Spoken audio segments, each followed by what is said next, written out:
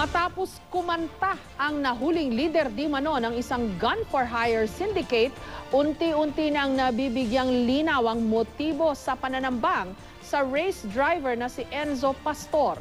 Bago maaresto isang opisyal sana sa probinsya ng Rizal, ang nakatakda raw itumba ng kanilang grupo. May report si Emil Sumangil.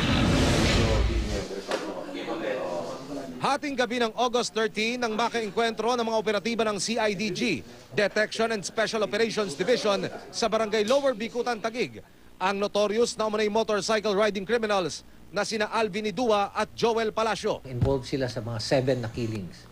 Tapos sa robbery cases, may 3 kaming nakalista sa amin.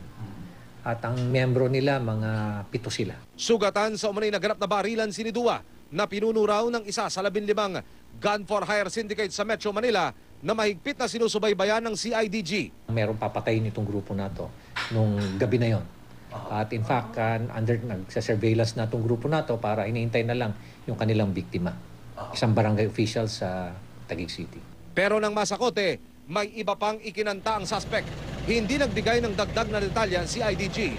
Pero ayon sa mapagkakatiwalaang source ng GMA News, nagbigay raw ng statement si Idua sa National Bureau of Investigation o NBI kaugnay ng umunay pananambang sa race car driver na si Enzo Pastor at kung ano ang motibo nito.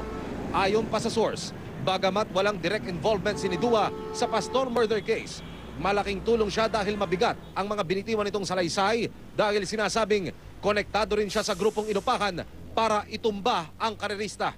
Nagpahatid ng kagalakan ng ama ni Enzo na si Tomas Pastor sa accomplishment na ito ng mga otoridad lalo't makatutulong sa kaso ng kanyang anak.